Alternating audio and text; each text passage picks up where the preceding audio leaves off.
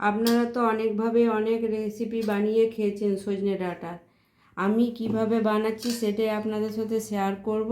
প্রথম থেকে শেষ পর্যন্ত পুরো ভিডিওটা দেখতে থাকুন, আশা করি ভালো লাগবে। এই সিজনে সজনে ডাঁটাই প্রথম খাওয়া, এখন প্রচুর দাম সজনে ডাঁটা।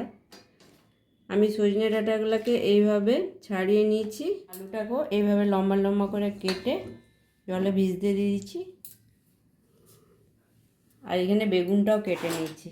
এখানে নিয়ে নিচ্ছি হাফ চামচ পোস্ত, আর দিয়ে দিচ্ছি ওই চামচেরই হাফ চামচ সাদা সর্ষে, কালো সর্ষে, একই পরিমাণে 3টে মশলাকে আমি দিয়ে দিলাম। দিয়ে দিচ্ছি অল্প পরিমাণ নুন, দিয়ে দিচ্ছি ঝালের জন্য 2টো কাঁচা লঙ্কা। এবার এইগুলোকে আমি একটু জলে ভিজিয়ে রেখে দেবো 4-5 মিনিটের মতো, তারপরে ভালো করে পেস্ট করব। এখানে আমি কড়াই চাপিয়ে দিচ্ছি, কড়াই গরম হয়ে গেছে, কড়াইয়ের মধ্যে তেল দিয়ে দিচ্ছি। প্রথমে সজনে ডাঁটাগুলোকে আমি হালকা করে একটু ভেজে নেবো। দিয়ে দিচ্ছি সামান্য একটু হলুদ, নুন। আমি জাস্ট একটু নাড়াচাড়া করে নেবো, এগুলো ভাজবো না, ভাজলে ছিমড়ে যাবে, ভালো লাগবে না খেতে। এবারে নামিয়ে দেবো সজনে ডাঁটাগুলো। আমি কয়েকটা বড়িকেও তেলে একটু লাল লাল করে ভেজে নেব। এই যে বড়িগুলো আমার লাল লাল করে সুন্দরভাবে ভাজা হয়ে গেছে। এই বড়িগুলোকে আমি তুলে নেব। তেল দিয়ে দিলাম।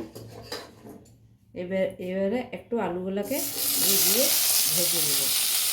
একটু ভেজে নিলে কী হবে, ভাপার তরকারিটা খেতে ভালো লাগে, সব যদি একটু করে ভাজা হয়। এর মধ্যে দিয়ে দিচ্ছি পরিমাণ মতো নুন। এই নুনটা আমি আলুর পরিমাণে দিলাম। আর দিয়ে দিচ্ছি অল্প একটু হলুদ। এবার একটু লাল লাল করে ভেজে নেব, খুব বেশি লাল করবো না। তবে এবারে এর মধ্যে দিয়ে দিচ্ছি বেগুনটাকেও আমি ভেজে নেব। আলু বেগুনটা আমার ভাজা হয়ে গেল। এবার আলু বেগুনটাকে আমি একটা জায়গার মধ্যে তুলে নিচ্ছি সব একসাথে। এবার দিয়ে দিচ্ছি 5 ফোড়ন, আর দিয়ে দিচ্ছি পেঁয়াজটাকে আমি একটু ভেজে নেব। আপনারা চাইলে পেঁয়াজটা না দিতেও পারেন। পেঁয়াজটা আমি ভেজে নিলাম। এবার গ্যাসটাকে আমি বন্ধ করে দিলাম। এবারে বেটে রাখা যে পোস্ত, সাদা সর্ষে, কালো সর্ষে, লঙ্কা বেটে রেখেছিলাম, সেইটা এই বেগুন, আলু, সজনে ডাঁটার মধ্যে দিয়ে দিচ্ছি। আপনারা যে পরিমাণে ঝোলটা খাবেন সেই পরিমাণে জলটা দিবেন। এখানে দিয়ে দিচ্ছি পরিমাণ মতো নুন, দিচ্ছি হলুদ গুঁড়ো, দিয়ে দিচ্ছি অল্প কাশ্মীরি লঙ্কা। তো খুব বেশি দেবো না, অল্প দেবো। এবার খুব ভালো করে এগুলোকে মিশিয়ে নিচ্ছি। এবারে দিয়ে দিচ্ছি টমেটো কুচোনো।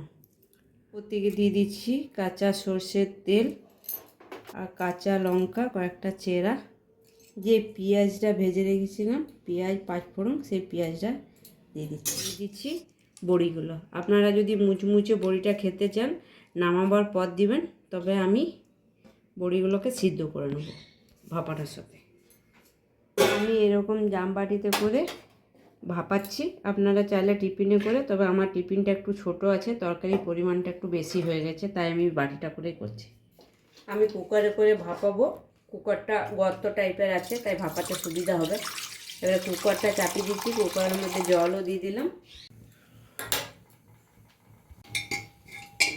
এর মধ্যে দিয়ে দিচ্ছি স্ট্যান্ডটা দিয়ে আমি এটা দিয়ে দিচ্ছি, ভাপিয়ে নেব। আর এরকম একটা প্লেট দিয়ে দিচ্ছি ঢাকা। এই অবস্থায় 8 থেকে 10 মিনিট ভাপিয়ে নেব। এই যে 8 থেকে 10 মিনিট আমার ভাপানো হয়ে গেল। এবার এটাকে আমি নামিয়ে নিচ্ছি, গ্যাসটা বন্ধ করে দিয়েছি, ঢাকাটা খুলে নিলাম। ভাপার তরকারিটা বের করে নিচ্ছি।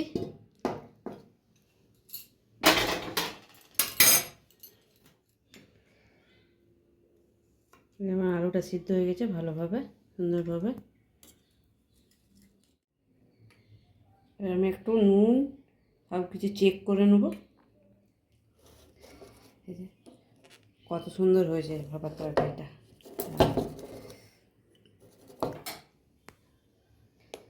আজকের এই সজনে ডাঁটার ভাপা রেসিপিটা আপনাদের কেমন লাগলো অবশ্যই জানাবেন। যদি ভালো লাগে লাইক, শেয়ার, সাবস্ক্রাইব করবেন, পাশে থেকে সাপোর্ট করবেন। ধন্যবাদ। আর এইভাবে একবার বানিয়ে খাবেন। তারপর কমেন্ট করে জানাবেন যে কেমন লাগছে রান্নাটা।